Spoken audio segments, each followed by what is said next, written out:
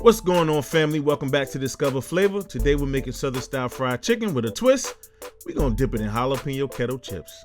But before we do, please hit the subscribe button, hit that bell for notifications, select all so you're notified every time we post, all right? So we're gonna jump right into it. We're gonna go ahead and clean our chicken. Me personally, I like to remove the skin and the fat from the chicken thighs, but I leave the skin for the chicken drumstick, okay? The drumstick, I leave the skin. I don't know, it's personal preference. Do what thou wilt. If you want to leave the skin, if you want to take it off, it's up to you. All right. Prepping this just reminds me of watching my grandmother, my mother, everybody prep chicken. I had an uncle named Earl. That dude, man, he could fry some chicken now. If he couldn't do nothing else, he could fry some chicken. All right. Go ahead and remove that fat. Get everything nice and prepped. Now we're going to season. So we got a little salt here. Not too much sodium. All right, we're gonna add our salt. We got our garlic powder. We're gonna go ahead and add our oregano. We got some margarine. We're gonna follow that by some basil. All right, we're gonna hit it with a little cilantro. Then we're gonna freshly ground some pepper. And then we got some smoked paprika and some chili powder. Now this is my herbs and spices. I don't need nobody else's recipe. So we're gonna go ahead and get our hands dirty. We're gonna mix this up real fast. Make sure that the seasoning gets in all the cracks and crevices. Massage that thing through so every bite is a bite of deliciousness. All right. So we're gonna go ahead and take the kettle chips, the jalapeno kettle chips, and we're gonna go ahead and crush those guys up. Give them a nice crunch. All right, you can use any utensil you can. We're gonna take some baking soda and we're gonna add it to our flour. And we're gonna go ahead and crack 2 eggs.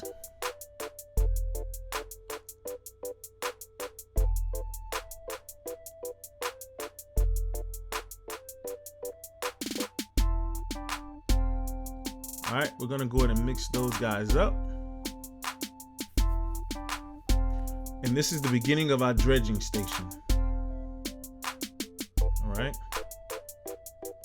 Give it a nice good mix. Now we're gonna go to add our milk. Now let's give that a stir. Mix that on there. Now, I learned this from watching my grandma. I'm not even gonna hold you. She used to make the best chicken.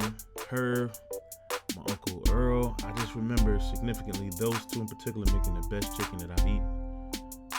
So we'll take the chicken, we'll go ahead and dip those in flour. And we're gonna go ahead and dredge those in the egg and milk mixture. Dip them in the chips. And that's all to it, folks. Okay. Again, we're gonna go ahead and from the flour, the egg and milk mixture. And that's gonna make the chips stick. All right, go ahead and dip them in the chips, and that's it. There you have it. So from here, we're gonna go ahead and put our peanut oil in the pan, and we're gonna quickly bring this oil up to temperature. Me personally, I love peanut oil. You can use vegetable oil, you can use canola, whichever one's more cost effective and meets your taste, not mine. So we're gonna go ahead and add the pieces of chicken in there. And they're gonna just start to brown. You'll see blood just starting to come out. That's when you know it's time to flip them. Now look at how gorgeous that chicken is right there, man. Delicious. You know what I'm saying?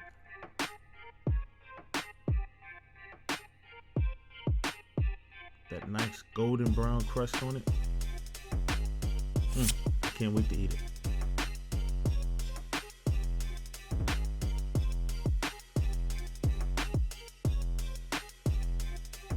The last batch. So I prepared my chicken in batches. I don't crowd the pan. Okay, no more than 4 pieces. Look at that. So as we flip, you see the golden brown crust on the end. And that's all to it, folks. Okay. Let it cook down. Make sure the internal temperature is 165 degrees. And there you have it, family. Just garnish with a little parsley.